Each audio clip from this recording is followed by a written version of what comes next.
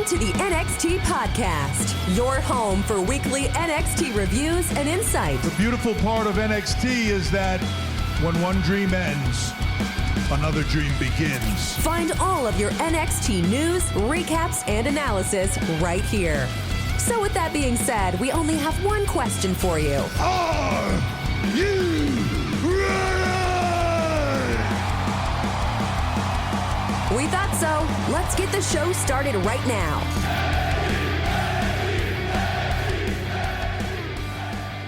Oh, man. NXT podcast. Hi, I'm your host. My name's Zach. I'm here with you every week talking. I used to talk about a show called NXT, and that was a lot of fun most of the time. Now there's this show called NXT 2.0, and the only difference, as far as I can see, is that it's worse. And this was really by name only Halloween Havoc. Last year, very fun show, very nostalgic. This year, kind of empty and a little bit soulless, as one would probably expect from a company now more heavily involved with Vince McMahon, Bruce Pritchard, who brought you such hits as Monday Night Raw. This is not a good show by any measurement that you want to take. From in-ring, the matches don't get much time. From entertainment value, it wasn't entertaining. And just the host basically being Chucky, who I'm going to have a few things to talk about with him when he comes up. There was nothing entertaining here. And I understand that the point of this is to get people ready for the main roster. I do not understand how any of this got anybody ready for the main roster, except for they did a bad show with a bunch of bad creative ideas, and in that sense, they are preparing for the main roster. So we're going to talk about that. I should have known something was wrong when I got a text this morning from Mimi Burris, the host of the AEW show. And her and I talk sometimes. She likes to make fun of me because she's a big bully. And she said that she could not wait to hear what I said about this show tonight. And I hadn't seen the show as of this morning. I just watched it.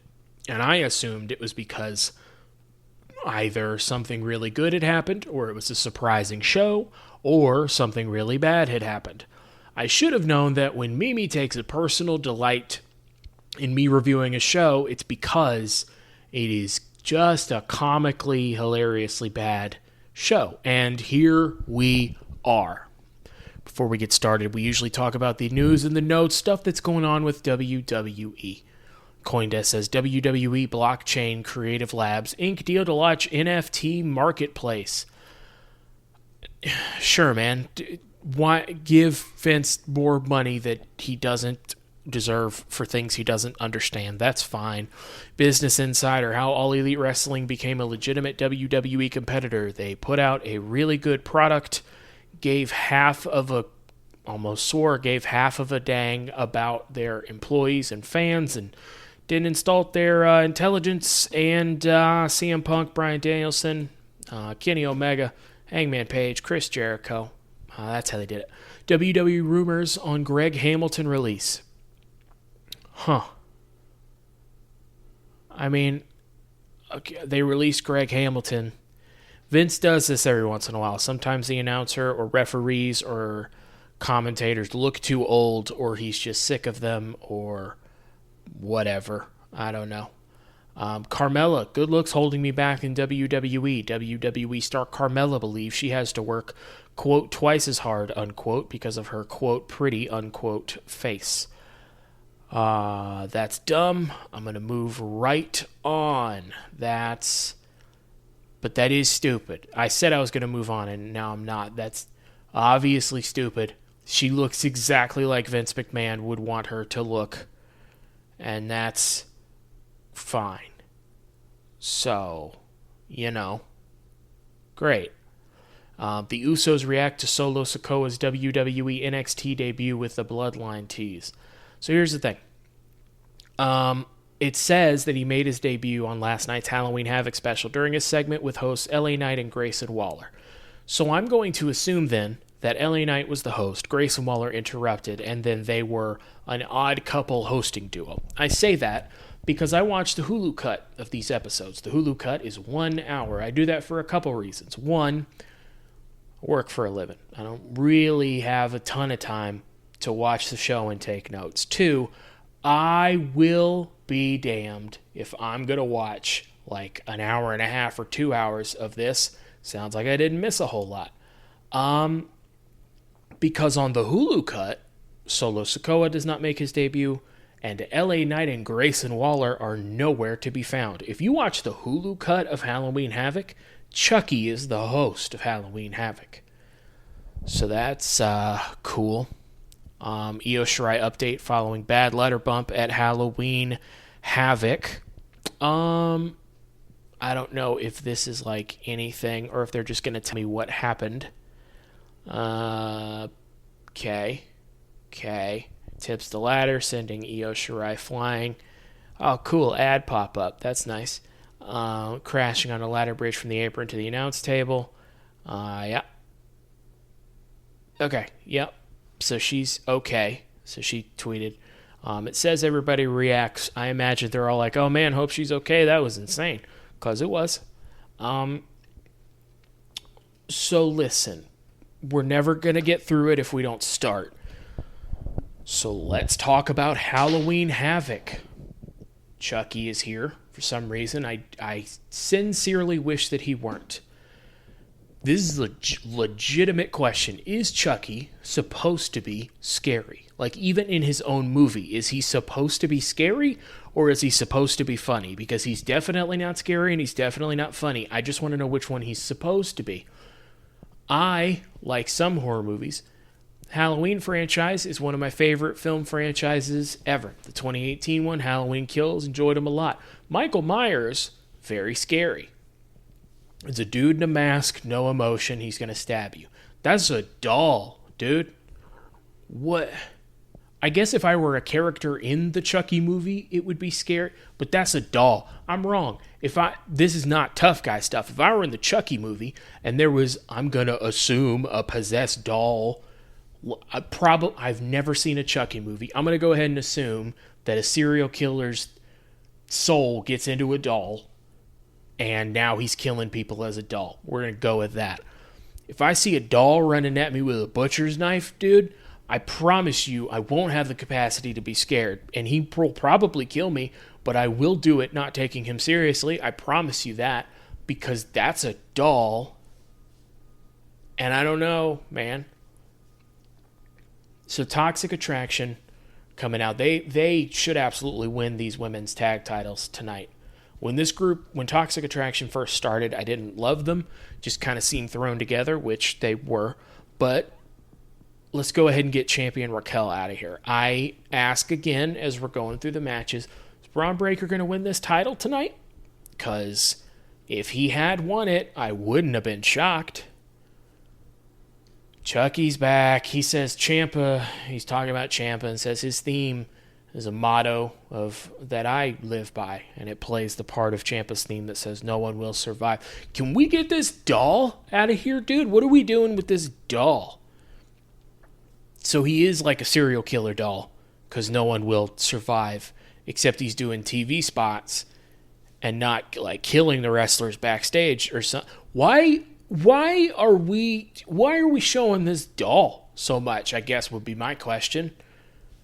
Little baby doll looking boy, combed hair by your mom for school picture day boy, baby's first outfit looking boy, first day of school fresh cut looking boy, scariest thing about you being ginger looking boy, hair longer than your arms looking boy.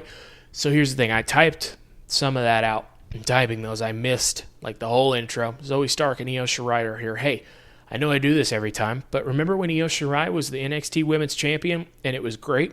And during a period where the men's title kept moving around, mostly because of injuries, Io was the most consistent champion on NXT and was the most entertaining one to watch most of the time, and had the most character, with saying the least, of anybody. Remember? That was good, huh? So this multi-women's ladder match gets about 13 minutes. Gigi Dolan and Jacy Jayne win. I guess Io Shirai is okay from that ladder spot. She's probably going to need a little bit of time off because that looked nasty. They're both on top of the ladder. Gigi has to remind Jacy Jayne to hold her title up. Good bit of direction from her.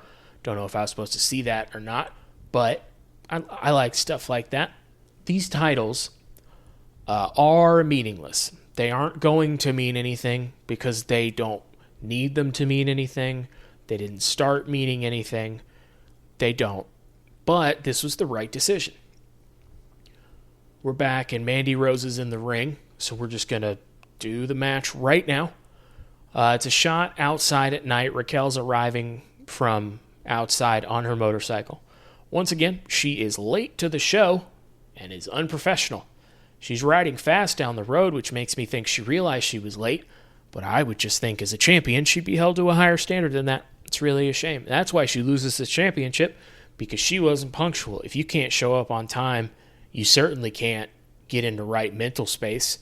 You don't have time. You're on I ride a motorcycle. You have to focus the whole time. You don't have time to just be planning stuff out. So she arrives. Again, hey man, I know I've asked a couple times, but hey, real quick, why is Chucky still here? Why is he back? Why is he here? I need you to explain to me why Chucky the doll was here and is still here. And don't you dare tell me it's because Chucky has a new movie and they're promoting it. I got that. Why didn't we just run a commercial? Why is Chucky the host, dude? What are we doing? I guess is my thing. Raquel spins the wheel and it lands on Chucky's choice. I dislike this strongly. I don't say I hate things. I think that's reserved for very select things. I dislike this very strongly. Why? Okay. In the world of this wrestling company, listen, I understand that this is a business and they're doing some kind of weird, dumb partnership, and bad WWE mixed with bad Chucky in terms of story combined into one awful Voltron or Megazord. From a storyline perspective, when NXT was putting together this wheel, why did they put a choice for a serial killer doll? Because I bet you, if I'm right and that's a serial killer doll, if you let that guy pick, he would probably pick a both of you have knives and stab each other till one of you is dead match. And I understand that's wordy. I got it. But that's, I would think, would be what he would pick. He's a serial killer in a doll's body, I'm pretty sure. Don't let him pick. This mother... said a trick or street fight. And then he laughed like he said something funny. What's funny, you doll? They're having their match. Raquel has not been developed as a talent in promos or presence. And as a result, her reign has been underwhelming.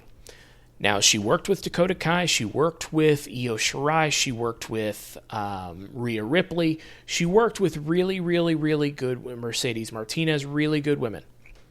And so in ring, she has developed somewhat. She's still not going to blow you away in the ring, but she's come a long way.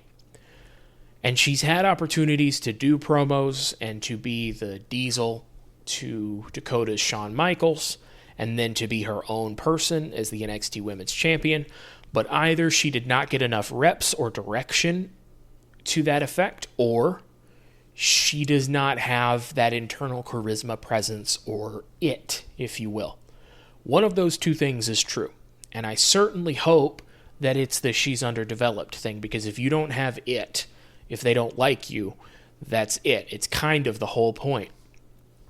But all I can tell you is that thus far I have seen exactly 0 seconds of her having in charisma or presence, even in pre-taped vignettes, which Dakota Kai is not a promo that's going to blow you away, but the one vignette they did when Dakota was facing Raquel for the women's title was the best promo I've ever seen from Dakota by far, and it's because it was a vignette, meaning you can script it out, you can have her perform it. If something isn't up to standard, you can do it again, you can edit the audio, you can edit the video, and they presumably did all those things, and that is what they came up with, which indicates to me that it was a very bad promo that they had to make decent.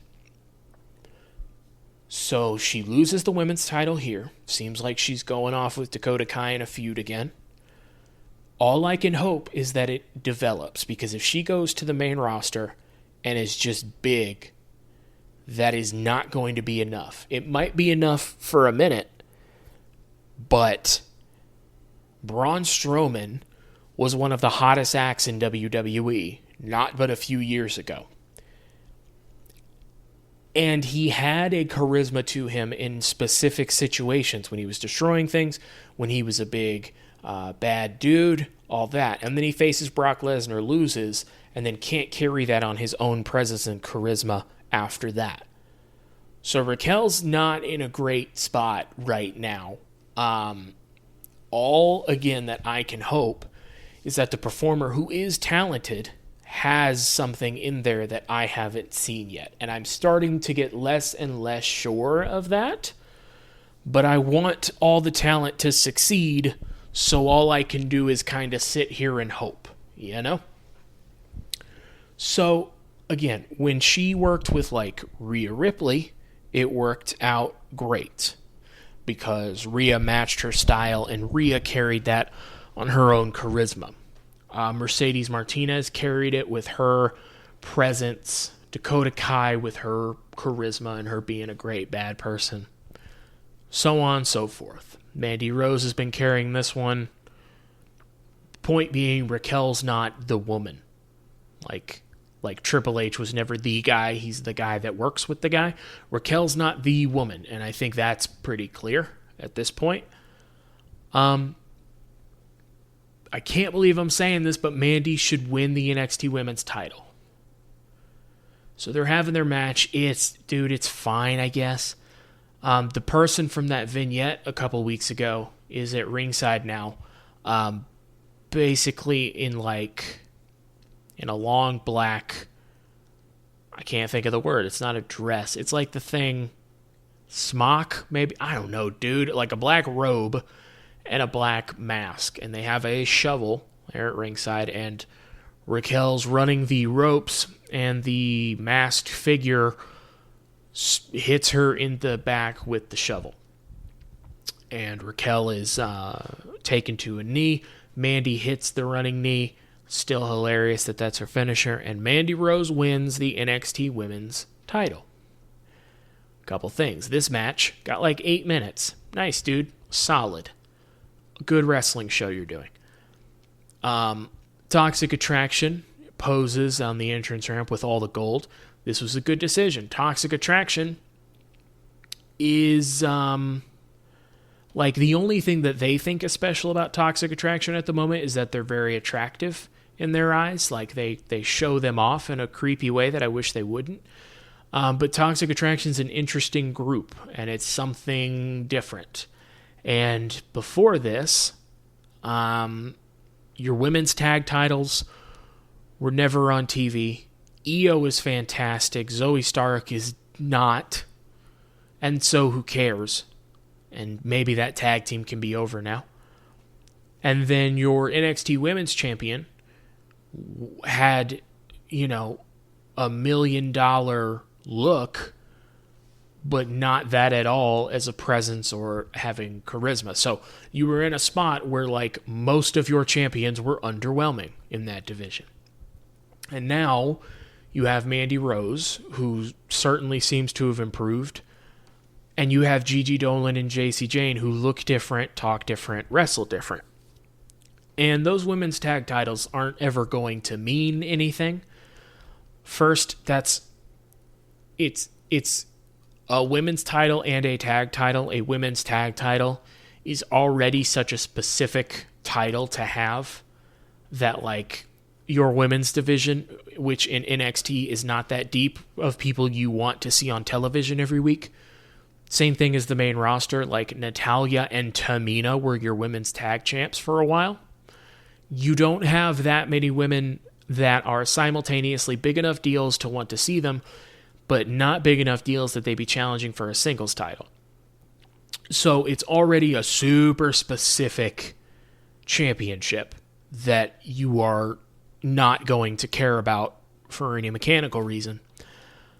But if you were going to, having it on a more interesting team could certainly do that. Now, it won't, but with any good faction, you have to have some point at which the faction holds all the gold. Mandy is your women's champion, Gigi and JC are your tag champions. I love it. Fantastic. So at least use these dumb titles for something interesting, so I'll take it. The shovel swinger gets in the ring and is unmasked. Boy, oh boy, it's Dakota Kai. Man, I told y'all it was Dakota Kai. Everyone acted like they didn't recognize that very distinct voice in that vignette. And like you didn't hear up either New Zealand or like Australian accent. That was always Dakota Kai, man. I told y'all. I don't know why she took her mask off like it was a surprise it was her. We knew it was you, dude. It's a little bit like when Austin Theory and Indy Hartwell unmasked, I guess last year now. And it was a little bit underwhelming. I'm not sure if that's a callback or if they thought people didn't know who it was, which I guess they didn't, even though I was screaming at y'all that was Dakota Kai. I don't know. Dakota was acting weird, so I don't know if she's going to be like different or weirder now. I don't know how to explain it to you. She was kind of twitchy, like unsettled, like she constantly has to be moving or something. I don't know if that was on purpose or like what. I'm interested to see. I thought Dakota Kai was going to go to the main roster where she'd never be used for anything interesting again.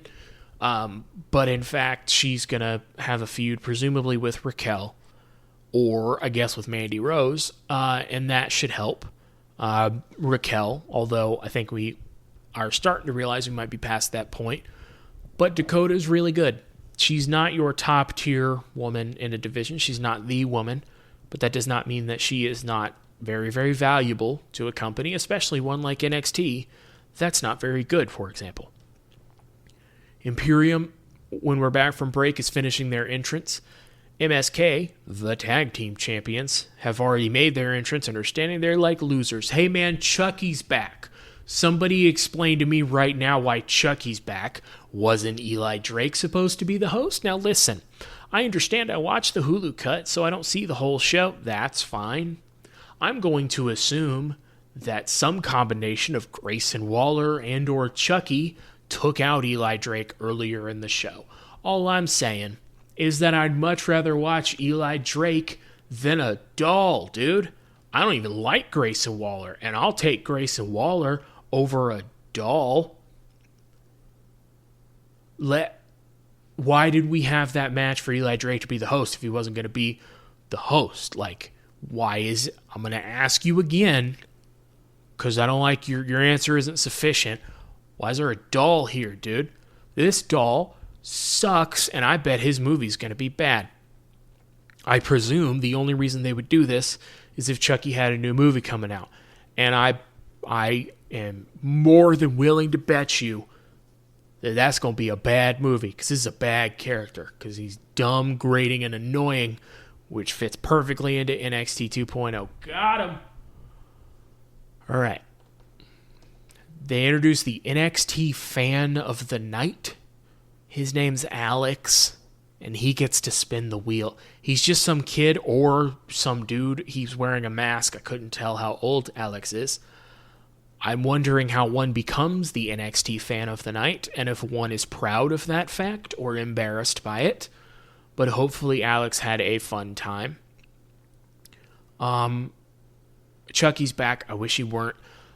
It's a Lumberjack-a-Lantern match. Lumberjack-a-Lantern. I'm trying to think of how to say it in the punniest way.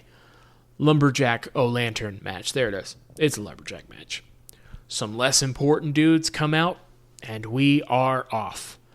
Another 8 minutes or so for two really, really good tag teams for some reason. If they aren't going to let them do medium to long wrestling matches on a show where the stories have been told and now it's time for the fight.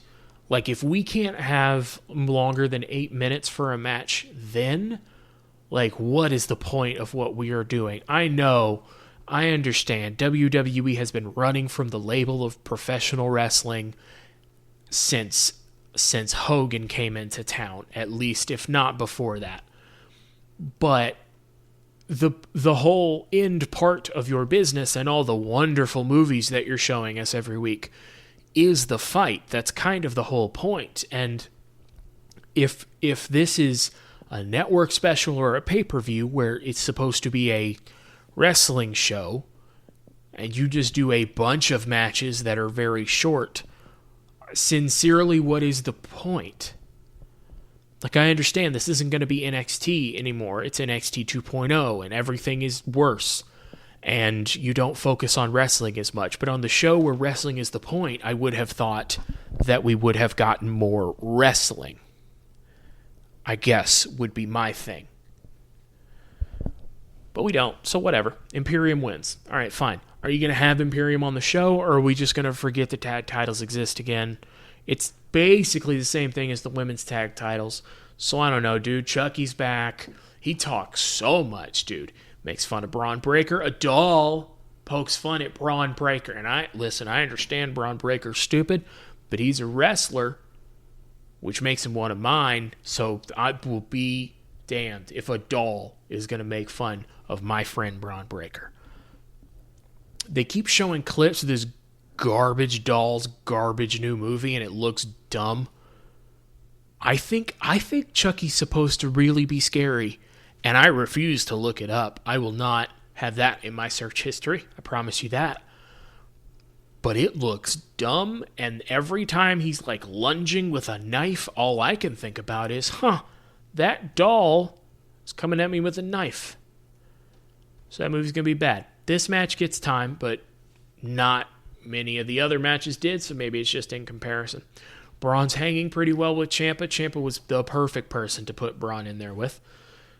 Ciampa has what I suppose was supposed to be some kind of war paint on. I don't know if that's a God of War thing. If what it is, that wasn't it right there. Ciampa hits a DDT onto the exposed concrete outside the ring.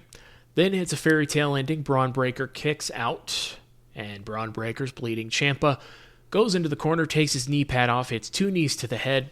Braun's still getting up. Ciampa hits a third and another fairy tale ending, which finally puts Braun down, and he retains the title. The announcers say that Braun Breaker answered a lot of questions tonight. No, he didn't. Announcers in WWE do that a lot, where person A is fighting person B, and person A is an underdog. Person A loses to person B, and they say, person A proved a lot tonight or answered a lot of questions. No, they didn't. The whole point of this feud, and listen, I'm not mad that Ciampa won. That was the right choice, and they had a fun match. But from a storyline perspective, the only question was, is Braun Breaker going to win the NXT title? And I suppose he answered one question in that no, he did not win the NXT title. But, do you get points for almost, not even almost, not beating your opponent? A good showing, I guess? But, it wasn't, the opening match of a pay-per-view, Prove Yourself kind of thing. It wasn't a Jeff Hardy Undertaker thing. I never thought that the Jeff Hardy Undertaker thing was anything anyway. Okay, cool. He thought Jeff was crazy and respected him after. The only Braun didn't win the title. What questions? If he had won the title, he would have answered a lot of questions. He's a rookie that beat one of the most established stars in the history of NXT and won the championship on his first try. That would have answered a lot of questions. Losing to Tommaso Ciampa on a bad Halloween Havoc show in the middle of a bad card, in the middle of a bad revamp of a television show, doesn't answer any of my questions. Don't know if it answers any of yours. Don't know if Chucky has any questions he wants to ask. Bet it doesn't answer any of his. All his seem to be serial killer or doll related. Chucky was bad. All these matches were short. I'm happy Toxic Attraction won. I'm a little confused that Imperium won, although I'm not upset about it. Wish Eli Drake had been the host the whole time and I could have gotten to see it.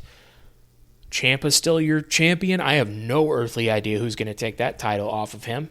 And Braun Breaker answered a lot of questions even though he didn't. So Mimi, I hope I lived up to your expectations for this show. And folks, I hope I did for you as well. That's it for NXT. So that's it for me.